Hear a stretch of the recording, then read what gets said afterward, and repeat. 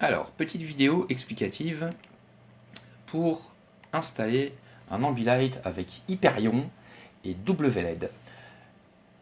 À faire chez soi, ça prend à peu près une dizaine, 10-15 minutes, quoi. Le temps de piger comment ça fonctionne et peut-être de faire des soudures. Alors, il y a des gens qui sont pas fans, mais l'ESP, il y a les petits T1 mini, il faut faire des soudures dessus. Avec les nodes MCU 8266, c'est pas obligatoire parce que les pattes sont déjà soudées dessus. Avec des Dupont, ça suffit largement. Mais je préfère ces petits modèles, ça passe partout.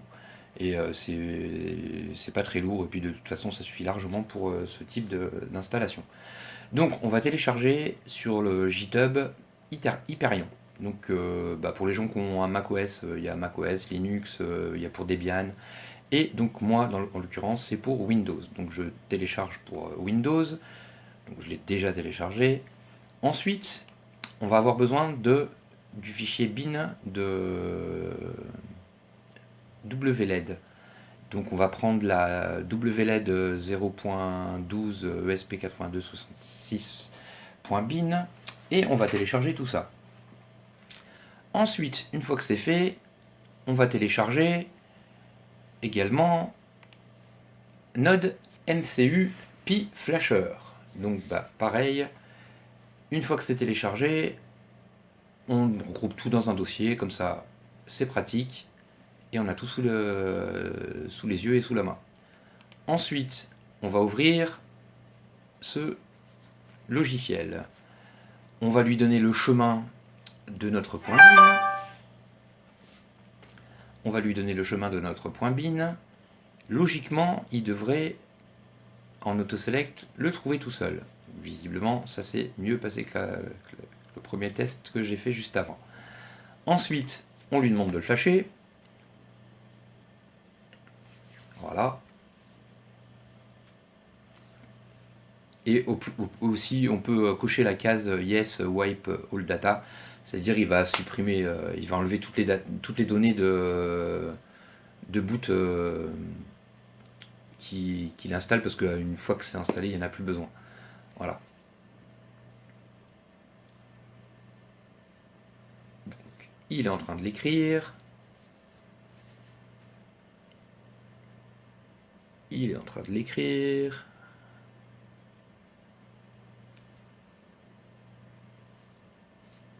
En fait, je pense que c'est ça qui prend le plus de temps en vrai. Voilà, il a fini. Donc là, il dit firmware flashé avec succès, branché ou débranché pour reset votre appareil. Voilà. Ou sinon, il y a juste à faire reset sur l'appareil. Parce qu'il y a un petit bouton reset. Donc on fait le petit bouton reset. Et logiquement, une fois que c'est fait, vous avez la petite LED bleue qui va s'allumer. Donc, en toute logique, si nous allons dans notre Wi-Fi, nous voyons que on a un appareil qui s'appelle WLED AP. Voilà. Donc, on va se connecter. Alors moi, il va se connecter directement, logiquement. Mais il se peut que vous ayez un mot de passe à rentrer. Le mot de passe, c'est WLED 1, 2, 3, 4. Ensuite, il y a deux possibilités. Soit vous faites des tests comme ça, soit vous rentrez vos codes Wi-Fi. Donc, on va cliquer sur Wi-Fi Setting. Vous rentrez votre SSID. SSID.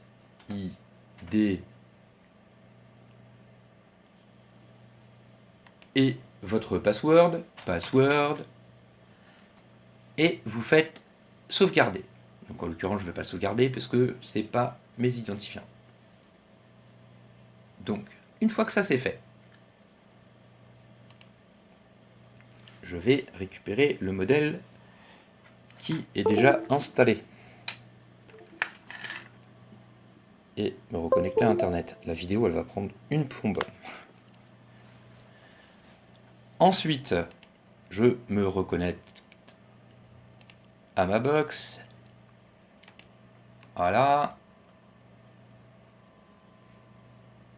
Et quand vous aurez rentré vos identifiés, vous faites sauvegarder and connect et il va se connecter à votre box.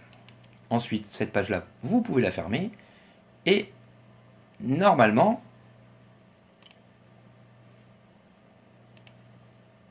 voilà, normalement il est là avec toutes les informations sur vos LED. Alors, en l'occurrence, le choix de LED que je vais vous mettre en lien, ça va correspondre exactement à la configuration d'origine. Donc, ensuite, sur votre petit ESP, ça va être comme ceci. Pour continuer, on va installer Hyperion. Donc vous lancez Hyperion, vous lancez l'installation d'Hyperion, et pour plus de facilité, vous le mettez à la racine de votre disque dur sous C/Hyperion, en enlevant tout ce qui sert à rien, genre le programme file et tout ça, et vous faites suivant. Ensuite, une fois que c'est installé, vous allez avoir l'icône dans votre barre de menu démarrer, votre barre des tâches. Vous faites clic droit, Setting, ça va vous ouvrir la page d'Hyperion. Et là, vous avez normalement tout pour configurer votre ESP. Voilà, tout simplement.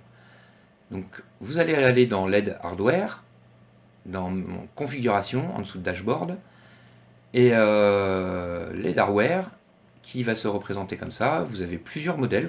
Si vous avez du Light, du E-Light, d'Atmo, du Philips Hue, il y a plein de modèles.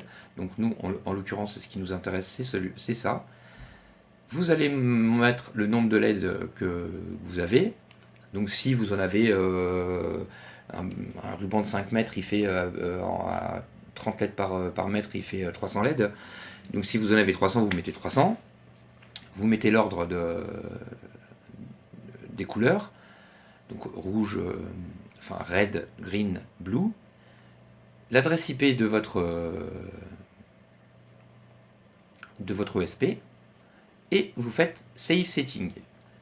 Ensuite, dans les Layouts, vous avez toute la disposition de vos LED. Donc après, c'est à vous. Vous regardez combien de LED vous avez sur le haut, combien de LED vous avez sur le bas, sur la droite, sur la gauche, sur la droite. Et si besoin, vous changez la direction d'éclairage des LED, suivant comment vous aurez mis cette disposition. Et vous faites sauvegarder. Logiquement, il n'y a plus grand chose à faire. Là, sur YouTube, vous avez une petite vidéo de test. Et vous lancez la vidéo et logiquement, ça devrait vous faire changer de couleur. Donc je vais vous mettre un petit clip pour vous montrer ce que ça fait vite fait. Mais voilà, grosso modo, ça prend 10 minutes. Une fois que vous avez tout téléchargé, ça prend 10 minutes. Je mettrai de toute façon tous les liens de téléchargement. Et n'oubliez pas de vous abonner et un petit pouce bleu. Bien que franchement, je fais pas ça pour ça, vraiment rien n'affiche. Mais ça fait toujours plaisir en tout cas. Voilà, merci à vous.